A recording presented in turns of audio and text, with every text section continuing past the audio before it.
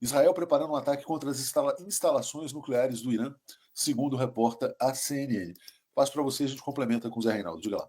Isso aí foi uma notícia que a chamada nova inteligência dos Estados Unidos detectaram isso. Não sabemos se isso vai acontecer. Eu tenho sinceras dúvidas se Israel tem capacidade militar de atacar o Irã e infringir danos a essas instalações que são altamente protegidas nos confins em relação à fronteira. Essas instalações estão muito longe da borda ali do Golfo Pérsico-Arábico, né? Mas, enfim, isso pode acontecer, isso elevaria muito as tensões ali na região. Então, eu não estou querendo assim crer que isso possa ter um fundamento, ou se isso é um balão de ensaio para ver, eventualmente, como aí os próprios Estados Unidos reagiriam, né? E, eventualmente, como isso repercute ali na região. Então, fica aqui minha sincera dúvida se isso poderia, de fato, acontecer ou se é um balão de ensaio, né? Bom, Lula precisa acolher a Venezuela nos BRICS, diz aqui a Gleice. Agora, Zé, lembrando que em 1981, Israel atacou as instalações nucleares do Iraque, né? Quer dizer, inaugurando aí a teoria dos ataques preventivos. Como é que você vê esse risco? Bom, o risco é potencial, né? Além de ter feito isso que você se referiu, Israel já assassinou mais de uma dezena de cientistas nucleares, físicos, iranianos. Ele está sempre, o país genocida e sionista está sempre ameaçando o Irã. Esse é um momento delicado porque estão em curso conversações, embora que indiretas, mas são conversações importantes entre os Estados Unidos e o Irã, visando a chegar a algum nível de acordo nuclear. São conversações sempre carregadas de muitas ameaças por parte dos Estados Unidos, porque os Estados Unidos exigem que o Irã não enriqueça nenhum percentual de urânio, e o Irã diz que isso é uma linha vermelha para eles, eles insistem no direito assegurado, inclusive, pelo próprio TNP, o Tratado de Não Proliferação Nuclear, de que mesmo as nações não nuclearizadas, do ponto de vista das armas, têm direito ao desenvolvimento da pesquisa em enriquecimento de urânio para fins civis, e, portanto, essas negociações são levadas ao impasse, mas mesmo assim, o Israel condena as negociações, Israel protesta contra os Estados Unidos estarem em conversações com o Irã. Então, isso, claro, é uma ameaça, um risco potencial que não deve ser subestimado. Agora, sobre as condições propriamente ditas para desferir este ataque, é algo a gente acompanhar com muita atenção, mas toda ameaça deve ser levada em conta. É isso. Bom, vamos mostrar aqui uma imagem do Julian Assange, fundador do Wikileaks, que foi assim ao Festival de Cannes, na França, de cinema, né? Interessante, foi postado pelo próprio Wikileaks. Ele está usando uma camisa, Alexandre, com os nomes de 4.986 crianças palestinas assassinadas pelo Benjamin Netanyahu, né? O Assange, obviamente, não está mais atuando no Wikileaks, ele passou muito tempo preso, mas assim que ele faz o seu ativismo da maneira que ele encontra, né? Então é muito importante esse protesto contra a carnificina promovida pelo Netanyahu. Diga lá, Alexandre. Ontem eu dei um número aqui de crianças que poderiam morrer de fome. Eu dei um número muito abaixo do 14 mil crianças. Eu fiquei sozinho aqui. 14 mil crianças poderão morrer de fome nas próximas 2 semanas se Israel não abrir ali aquelas porteiras. E aí hoje acabei de ver no Times of Israel, que está se mostrando um jornal de Israel melhor do que o Haaretz que é considerado liberal.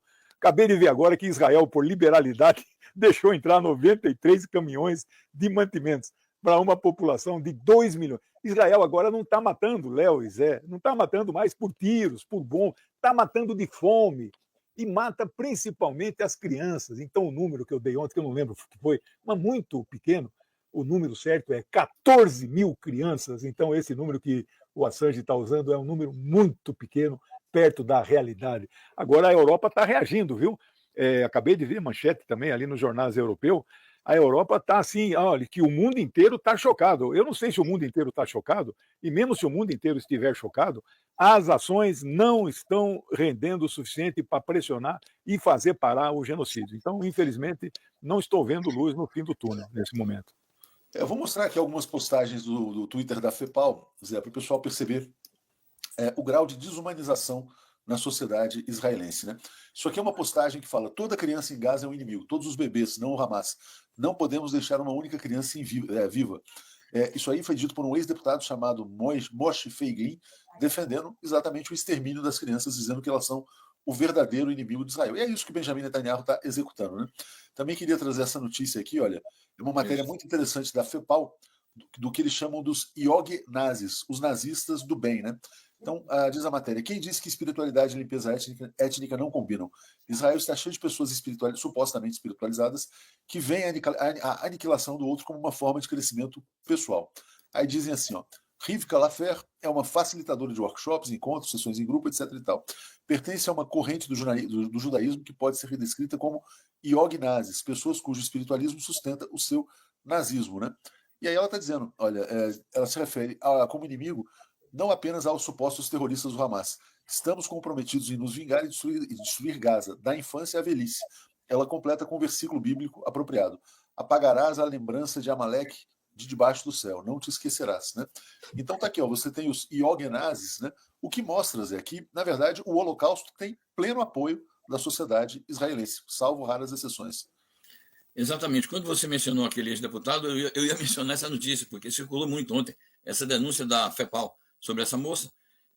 Mas antes eu queria comentar sobre o Assange, né? Uma atitude corajosa dele.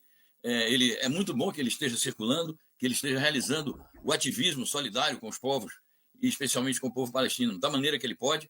E é bom esse retorno dele aí à cena política e cultural, e essa denúncia que tem os nomes de quase 5 mil crianças assassinadas pelos criminosos que comandam o Estado de Israel, é uma denúncia bastante contundente. Então, comentando aqui sobre essa moça, né? Quando a gente visita a Palestina e é obrigado a desembarcar no aeroporto de Tel Aviv, e para passar para a parte palestina, é sempre um sacrifício. Era, né? Porque faz tempo que não se pode ir lá. E a gente se depara nas barreiras militarizadas com gente assim, são jovens, todos eles europeus, porque dá para ver claramente que são europeus, são filhos de europeus, netos de europeus, armados até os dentes, com fuzis, metralhadoras, com armas moderníssimas. São eles que guardam esses postos de controle na fronteira entre o território propriamente dito dos sionistas e o território palestino usurpado e ocupado. E a gente observa o seguinte, a mentalidade dessa moça é uma mentalidade que é incutida nela e em todos os jovens israelenses. Eles nascem com essa... Porque as primeiras letras, as primeiras palavras, eu acho que antes de dizer mamãe, eles pronunciam palavras assim, são instruídos no crime, no etnicídio, desde a mais tenra idade. Então, produz isso, esse tipo de educação produz esse tipo de monstros, porque essas pessoas são pessoas monstruosas e que odeiam o resto da humanidade.